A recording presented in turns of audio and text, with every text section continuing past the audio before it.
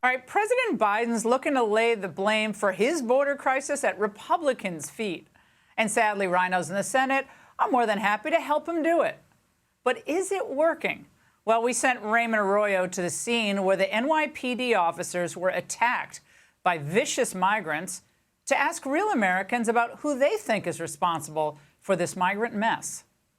Laura, it was in front of this building on 42nd Street where two cops tried to break up a mob, and they were assaulted by illegal aliens who are now out bail-free. I decided to ask New Yorkers what should be done and their reaction to the incident. Do you blame President Biden for this? I do.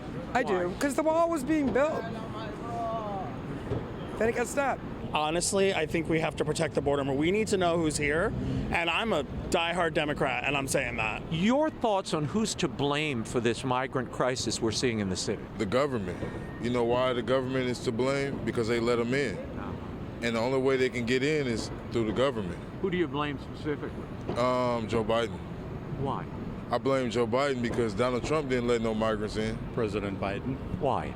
Because the border's wide open. There's a guy named Joe Biden. Is that who you blame? That's where everything started about 4 years ago. I blame the White House. They could do a heck of a lot more than what they're doing to close the border. The governor here says they should be deported, particularly these guys who attack the cops. Do you support deporting these people? If they don't have the credentials to be able to adapt into society, then deport them back to where they belong. They need to go back. They need to get deported. I mean, they're not here legally.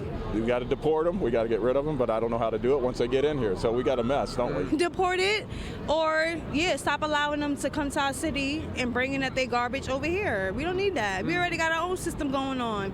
People are already in the shelter for 3-4 years. It's not fair. They got to leave once somebody else come from somewhere else. All those guys are out. They're 19-year-old Venezuelans beating the cops. They belong deported into their jail in Venezuela. Wow, Raymond Arroyo joins us now. Raymond, what was your takeaway here? I mean, what didn't we see? Well, here? I'll tell you what you didn't see. So many people were afraid to talk, Laura. They told me they'd like to say something, but they felt they were worried about their jobs. They didn't want to say anything on camera. But there's a lot of fear and a lot of anger. And this cuts across Republicans, Democrats that I spoke to. A lot of the people in that video package, they're not Republicans, but they were deeply upset by the way this is challenging and draining state and city resources. But the problem is, Hochul is saying one thing, as you pointed out earlier in the show, and she's doing another. She's granting 4,000 state jobs, Laura, to these illegal aliens. Those are jobs that could go to American citizens, and they're going to, again, get the shaft for these people that just arrived. And by the way, that shelter, that place that I'm standing in front of, that is a shelter on 42nd Street. It's between Madame Tussauds and where Aladdin is playing on Broadway. But you know what? You don't have to buy a ticket to see a whole new world. It's right there on the street. And it's fights and drug deals and things people haven't seen in decades on 42nd Street.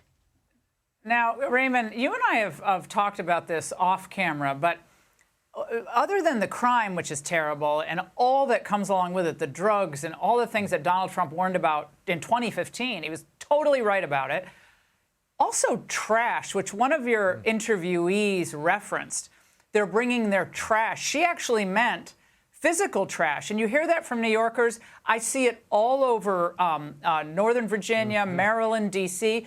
Tires, trash, mattresses, stuff you did not see in those areas, even in suburbs. That's new as well with the migrants. You see these mopeds all around. They're delivering drugs. They're delivering food. They're delivering girls, I'm told, by some of the cops.